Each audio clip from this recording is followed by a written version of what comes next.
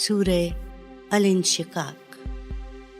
شروع اللہ کے نام سے جو بڑا مہربان اور نہایت رحم کرنے والا ہے۔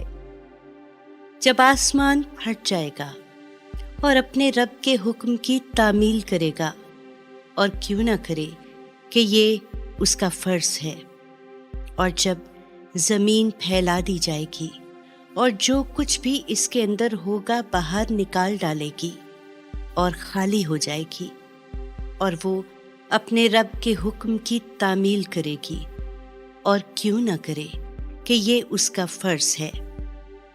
اے انسان، بے شک تو اپنے رب کے پاس پہنچنے تک کام میں جتا رہتا ہے، پھر ایک نہ ایک دن تو اس سے جا ملے گا۔ پھر قیامت کے دن جس کا نامہ اعمال اس کے داہنے ہاتھ میں دیا جائے گا تو اس سے آسانی کے ساتھ حساب لیا جائے گا، اور وہ حساب سے فارغ ہو کر خوش خوش اپنے اہل و عیال میں لوٹے گا۔ اور جس کو اس کا نامہ اعمال اس کی پیٹھ کے پیچھے سے دیا جائے گا تو وہ موت کو پکارے گا اور جہنم میں جا پڑے گا۔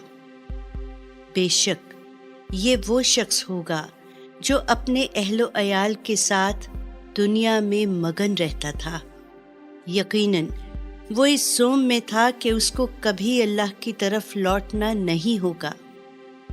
لوٹنا کیوں نہ ہوتا، یقیناً اس کا رب اس کو بدکرداریاں کرتے ہوئے دیکھ رہا تھا۔ پس نہیں، ہم کو قسم ہے شام کی سرخی کی اور رات کی اور ان چیزوں کی جن کو وہ اپنے اندر سمیٹ لیتی ہے، اور چاند کی جب وہ ماہ کامل ہو جاتا ہے، کہ تم کو ضرور درجہ بدرجہ ایک حالت سے دوسری حالت کی طرف گزرتے جانا ہے۔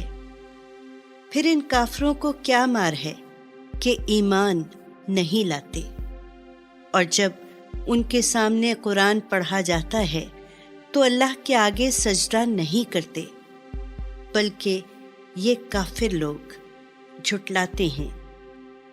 اور اللہ خوب جانتا ہے جو کچھ یہ دلوں میں جمع کر رہے ہیں، تو اے پیغمبر ان کو عذاب دردناک کی خوشخبری سنا دو۔